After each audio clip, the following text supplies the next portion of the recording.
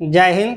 E2 में आप सभी का स्वागत है। आज हम लोग केमिस्ट्री का एक टॉपिक पढ़ेंगे साबुन के बारे में, जिसको हम लोग सॉप कहते हैं, और उससे संबंधित महत्वपूर्ण जानकारी हम लोग प्राप्त करेंगे जो प्रतियोगी परीक्षा के दृष्टिकोण से पूछे जाते हैं।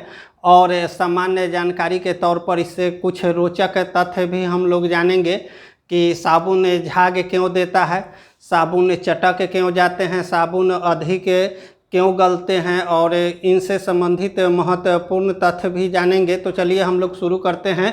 साबुन के बारे में जानते हैं कि यह इसकी रासायनिक संरचना क्या है, ये कैसे बनी हुई है और इसमें क्या क्या गुण होते हैं। अब हम लोग सबसे पहले देखते हैं कि साबुन जो होते हैं वो क्या होते हैं, उच्च कार्बनिक अम्ल होते हैं। उच्च कार्बनिक अम्ल, उच्च कार्बनिक अम्ल का मतलब होता है उसमें कार्बन मौजूद होते हैं, और इसको हम लोग Na यानी कि सोडियम या पोटेशियम का वह क्या होता है, लवण होता है। सोडियम या पोटेशियम का क्या होते हैं, लवण होते हैं। अब हम लोग देखते हैं कि आगे कि उच्च वसीय अम्ल होते हैं। उच्च वसीय अम्ल, यही दो चीज़ जो होता है साबुन का मुख्य रूप से गुण होता है। तो एक क्या होते हैं, उच्च कार्बनिक अम्ल होते हैं जिसको हम लोग सोडियम या पोटेशियम का लवण कहते हैं, और उच्च वसीय अम्ल होते हैं। तो ये पूरा क्लियरफाई नहीं हो पाता है, सामान्य जो लोग होते हैं उनको यह जानकारी नहीं हो पाती है कि क्या है। तो ये दोनों जो होते हैं वो क्या होते हैं, तेलीय होते हैं, और तेल, घी, चर्बी या अर्थात वसा, इसी को हम लोग कहते हैं। इसके द्वारा ही क्या होता है, साबुन का क्वालिटी निर्धारण होता है, जिसको हम लोग TFM कहते हैं, टोटल फैटी मटेरियल कहते हैं। इसी के कारण साबुन क्या होते हैं, काफ़ी स्मूथ होते हैं और काफ़ी चिकने होते हैं। जब हम लोग स्नान करते रहते हैं तो साबुन बार बार हाथ से फिसलता रहता है। तो इसका कारण क्या है, ये उच्च वसीय अम्ल के होते हैं और उच्च कार्बनिक अम्ल के होते हैं। इस कारण से क्या होते हैं, उसमें वसा की मात्रा ज़्यादा होती है, तेल की मात्रा ज़्यादा होती है। इस कारण से वो बार बार उसमें फिसलन होते रहता है। अब हम लोग आगे देखते हैं। साबुन जो होते हैं मुख्य रूप से दो प्रकार के होते हैं। हम लोग देखते हैं, उसका यूज भी करते हैं सामान्य जीवन में, जिसमें हम लोग देखते हैं एक तो कपड़ा के धुलाई में। जब कपड़ा हम लोग धोते हैं, वॉश करते हैं, उस समय हम लोग क्या करते हैं कि साबुन का उपयोग करते हैं या डिटर्जेंट का उपयोग करते हैं। फिर क्या है, स्नान करने के समय में भी हम लोग जो क्या कहते हैं, शरीर के विभिन्न भागों में साबुन लगाते हैं। तो उसमें मेजर जो डिफरेंस होता है, कपड़ा धोने वाले साबुन में जो होते हैं मुख्य रूप से क्या होते हैं, NaOH अर्थात सोडियम, ये थोड़ा सा हार्ड होता है। सोडियम जो होता है क्या होता है, हार्ड होता है, क्योंकि कपड़ा साफ करने में मैल जो होते हैं, गंदगी जो होते हैं, उसको साफ करना होता है। इस कारण से वो थोड़ा सा हार्ड होते हैं, उनका वर्क अधिक होता है। इस कारण से उनकी संरचना जो होती है सोडियम के बने होते हैं वो। और आगे हम लोग देखते हैं कि जो हम लोग शरीर में उपयोग करते हैं, यानी वात स्नान करने के रूप में उपयोग करते हैं, उसमें क्या होता है, पोटेशियम होता है। पोटेशियम जो होते हैं थोड़ा सा क्या होते हैं, सॉफ्ट होते हैं, और सॉफ्ट होने के कारण क्योंकि उसको हम लोग फेस पर भी उपयोग करते हैं या शरीर के विभिन्न भागों पर, तो उससे स्किन क्या हो, स्मूथ रहे, स्किन रूखा न हो, इसी कारण से हम लोग इसका उपयोग करते हैं। तो इस साबुन में मुख्य रूप से जो होता है, फैट की मात्रा जो होती है, तेलीय चीज़ का जो होता है उसका मात्रा अधिक होता है। कपड़ा धोने में इस वाले साबुन में इसकी मात्रा क्या होती है, कम होती है। इसी कारण से हम लोग देखते हैं कि साबुन जो होते हैं, कुछ साबुन क्या होते हैं कि पारदर्शी भी होते हैं, और जिसमें ज़्यादा TFM होंगे, जितना ज़्यादा TFM होगा उसमें वह साबुन अच्छे क्वालिटी में गिनती की जाती है। तो TFM के आधार पर ही साबुन की क्वालिटी निर्धारित की जाती है। अब हम लोग सामान्य तौर पर देखते हैं कि साबुन का निर्माण कैसे होता है। तो ये R जो है इसमें कॉमन है, R चाहे जो भी साबुन हो उसमें कॉमन है। COONA माने ये जो है क्या है कि यही अपना रूप बदलेगा। तो हम लोग देखते हैं R जहाँ एक उदाहरण के तौर पर R जहाँ क्या है, कॉमन है, और ये जो होते हैं H15 और H3 और COO ये परमिटेड होते हैं, परमिटेड। और दूसरा जो होता है एक उसकी बनावट जो होती है, ये रासायनिक संरचना है, उसमें जो यूज किए जाने वाले तत्व हैं। अब C17 और H33 और COO देख रहे हैं यहाँ दोनों ही एक ही हैं। ओलिएट होते हैं, ये क्या होते हैं? ओलिएट होते हैं। और दूसरा जो होता है, तीसरा जो होते हैं C17 यूज किया जाता है, और H35 और COO सिस्टरेट होते हैं, सिस्टरेट होते हैं। ये इस तरह से क्या होते हैं, इससे साबुन की क्वालिटी निर्धारित होती है।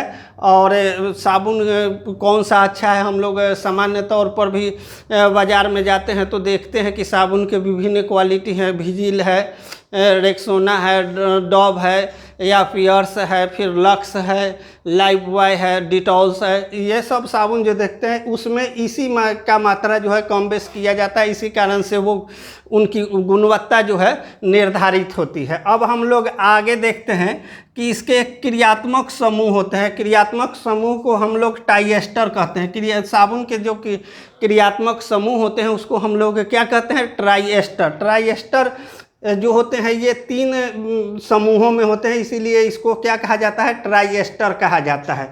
हम आगे अब देखते हैं साबुन से कुछ रोचक तथ्य जो पहले ही बताया गया है। तो रोचक जो बातें होती हैं उसी के बारे में हम लोग देखते हैं। तो साबुन में थोड़ी सी नमक की मात्रा भी होता है। नमक का मात्रा का मुख्य कारण है कि वो साबुन को क्या करता है? गलाता है, साबुन को गलाने का काम करता है। अगर साबुन में नमक की मात्रा नहीं होगी तो साबुन क्या होंगे?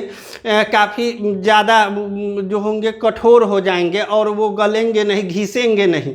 इसीलिए क्या करते हैं कि जो मैन्युफैक्चरिंग इसका करते हैं उसमें थोड़ा सा नमक मिला देने से वह साबुन क्या होता है? गलता है। और वो इसी कारण से हम जब उसका यूज करते हैं तो धीरे धीरे वह साबुन खत्म हो जाता है। अब आगे हम लोग देखते हैं कि उसमें साबुन में नमक के साथ साथ क्या होती है? कुछ नमी भी होती है। नमी जो होता है क्या होता है? साबुन को स्मूथ बना के रखता है, चिपचिपा बना के रखता है। तो ये लगभग जितने भी साबुन होते हैं उसमें इसकी मात्रा कम बेश थोड़ी सी होती है, 10% के आसपास होता है इसका मात्रा। और इस मात्रा का मुख्य कारण जो है, मुख्य गुण जो है, इसी के कारण है। साबुन जो होते हैं कोई साबुन हम लोग देखते हैं कि बहुत जल्दी ज़्यादा गल रहे हैं, जल्दी से ख़त्म हो जाते हैं। तो उसमें क्या होता है कि नमी की मात्रा जो होती है, जिस साबुन में ज़्यादा नमी होगा वो ज़्यादा गलेंगे, और जिसमें नमी की मात्रा कम होगी वो साबुन कम गलेंगे। लेकिन कभी कभी ये नमी बहुत ज़्यादा जब कम हो जाएगा तो क्या होते हैं? साबुन एकदम टाइट हो जाएंगे, हार्ड हो जाएंगे, और साबुन बीच से चटकने लगेंगे, यानी कि फटने लगेंगे। तो इससे भी ये नमी होना साबुन में ज़रूरी है, क्योंकि वो जब तक नमी नहीं रहेगा तो साबुन स्नान करते समय टूट जाएगा, फट जाएगा, तो इससे परेशानी आएगी। अब हम लोग आगे देखते हैं कि कार्बोलिक एसिड, यह जो है एक साबुन में क्या होता है? एक केमिकल मिलाया जाता है कार्बोलिक एसिड, जो क्या करता है कि जब हम लोग साबुन लगाते हैं उस समय क्या होता है? आँख में लहर या परपराने लगता है आँख, या किसी तरह से आँख लाल हो जाता है। ये माने कार्बोलिक एसिड के कारण ही आँख में जलन होते हैं। उसके झाग जो होते हैं जब आँख में थोड़ा भी टच आँख के संपर्क में आते हैं तो क्या होते हैं? जलन उत्पन्न करने लगते हैं।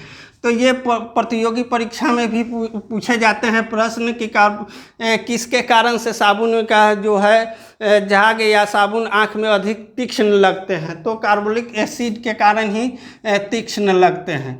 अब एक अति महत्वपूर्ण प्रश्न है जो प्रतियोगी परीक्षा में पूछे गए हैं कि साबुन में जो झाग उत्पन्न करते हैं उसके क्या कारण है? साबुन में झाग उत्पन्न करने के मुख्य कारण जो है रेजिन के कारण। कोई भी साबुन जो झाग, चाहे कपड़ा धोने वाला हो या फिर स्नान करने वाला साबुन हो, उसका हम लोग उसमें जो झाग उत्पन्न करता है उसका मुख्य कारण जो होता है उसमें कुछ रेजिन के तत्व मिलाए होते हैं। और रेजिन जब मिलाया जाता है उसमें तो उससे भी साबुन में देखते हैं हम लोग कि कोई साबुन जब यूज करते हैं तो कम झाग देता है और कोई अधिक झाग देता है। तो इसका मुख्य कारण जो होता है रेजिन के कारण ही ये साबुन झाग देते हैं। और जो साबुन अधिक झाग देते हैं और उसकी गुणवत्ता उच्च होती है तो थोड़ा सा महंगा भी होते हैं। अब हम लोग देखते हैं कि गिल्सराइल साबुन है जो काफ़ी चिकना होता है, स्मूथ होता है, बार बार जब स्नान करते रहते हैं तो हाथ से फिसल जाता है, फिसलन उसमें ज़्यादा होती है। तो उसका मुख्य क्या कारण होता है? गिल्सराइल के कारण, यानी कि जो हम लोग यहाँ देखे हैं कि TFM तैलीय पदार्थ जो होते हैं उसके कारण से उसमें फिसलन अधिक होती है। और दूसरा इसका मेजर जो रोल होता है, जो साबुन में झाग उत्पन्न करते हैं, उस झाग को क्या करता है, वह सूखने नहीं देता है। अगर हम लोग स्नान करते समय साबुन का उपयोग करते हैं और झाग लगाने के साथ ही सूख जाए तो वो क्या होता है, अच्छा से धुल नहीं पाएगा। या फिर कपड़ा जब हम लोग वॉश करते हैं तो उस समय भी अगर झाग जल्दी से सूख जाएंगे तो कपड़ा में जो क्रियात्मक समूह होते हैं ये ट्राइएस्टर, वो उतने अच्छा ढंग से काम नहीं कर पाएंगे। तो इस कारण से ये गिल्सराइल का होना भी साबुन में क्या है, ज़रूरी है। अब हम लोग देखते हैं यह क्या करता है, झाग उत्पन्न करता है। और झाग उत्पन्न करते हैं कौन, रेजिन, और यह झाग को सूखने नहीं देता है। और गिल्सरॉल जो होता है एक इसका और मुख्य भूमिका होता है, जिस साबुन में अधिक गिल्सरॉल होंगे उसमें क्या होगा, वह साबुन उतना ही ज़्यादा पारदर्शी होगा। जैसे हम लोग देखते हैं पियर्स साबुन है या कुछ उसी के कैटेगरी के और साबुन है जो ज़्यादा पारदर्शी होते हैं, आर पार भी दिखाई देने लगते हैं साबुन में, तो इस गिल्सरॉल के कारण ही। अब हम लोग इसी से कुछ जुड़े हुए महत्वपूर्ण प्रश्न देखते हैं जो प्रतियोगी परीक्षा में पूछे जाते हैं। हाइड्रोफोबिक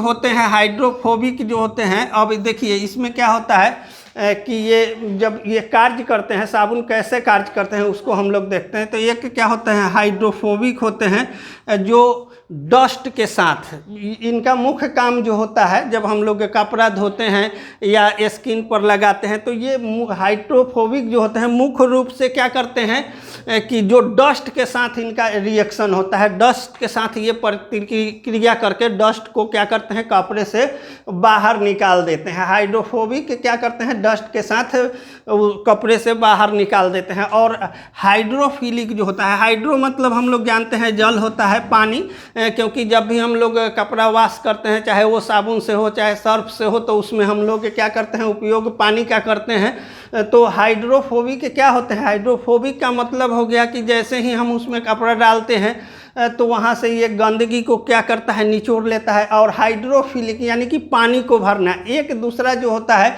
जो झाग उत्पन्न करता है तो वो क्या होता है, पानी को पकड़ लेता है, पानी को पकड़ता है और एक गंदगी को पकड़ता है, और दोनों जब हम लोग उस पर रगड़ते हैं, मसलते हैं कपड़ा को, तो वह क्या क्या होता है, गंदगी बाहर निकल जाता है। तो इस प्रकार हम लोग देखते हैं हमारा कपड़ा साफ़ हो जाता है, या साबुन हम लोग शरीर में लगाते हैं तो वो भी साफ़ हो जाता है।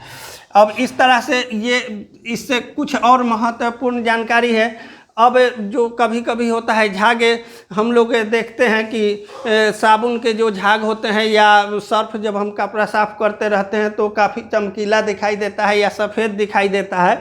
तो उसका मुख्य कारण होता है व्यतिकरण। व्यतिकरण जब होने लगता है, जब झाग बाहर निकलने लगते हैं तो वो सभी रंगों को क्या करते हैं, रिफ्लेक्ट करते हैं, और इस तरह से वो क्या होते हैं कि चमकीला दिखाई देते हैं।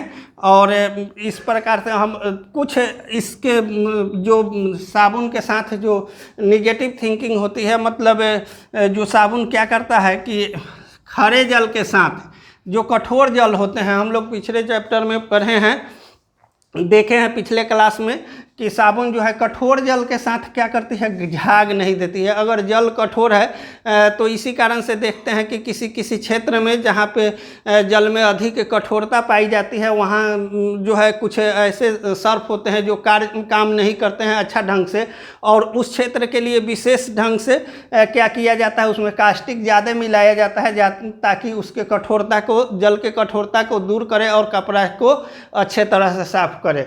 अब हम लोग इसी से जुड़े कुछ और देखते हैं कि सबसे पहले देखते हैं कि डिटर्जेंट और साबुन जो हम लोग स्नान करते हैं या डिटर्जेंट वाले जो कपड़ा धोने वाले साबुन और जो सर्फ होता है उसमें मेजर क्या अंतर होता है। तो उच्चतर एल्केन, अब सर्फ में जो हम लोग सर्फ को देखेंगे, साबुन के बारे में हम लोग जाने हैं, सर्फ में देखते हैं कि उच्चतर एल्केन सल्फोनिक होते हैं, उच्चतर एल्केन सल्फोनिक होते हैं। और इसमें क्या होता है, एल्कीन हाइड्रोजन सल्फेट का माने सोडियम का क्या होता है, लवण होता है ज़्यादा मात्रा में।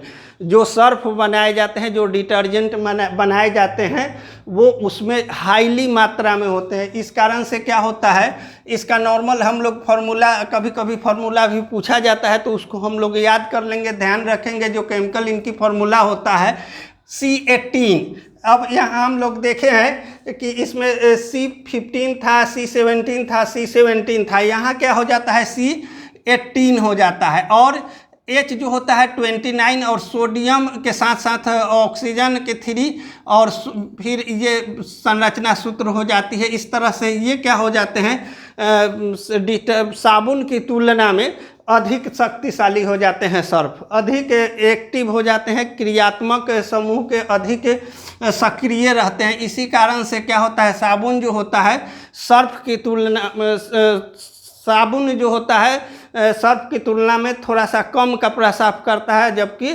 साबुन की तुलना में सर्फ अधिक कार्य करते हैं। अब हम लोग देखते हैं आगे कि ये एग्जाम्पल के तौर पर सोडियम लारिल सल्फेट होते हैं। क्या होते हैं, सोडियम लारिल सल्फेट होते हैं। कौन, सर्फ वाला जो जिसमें डिटर्जेंट होते हैं वो उसमें ज़्यादा उसकी मात्रा होती है।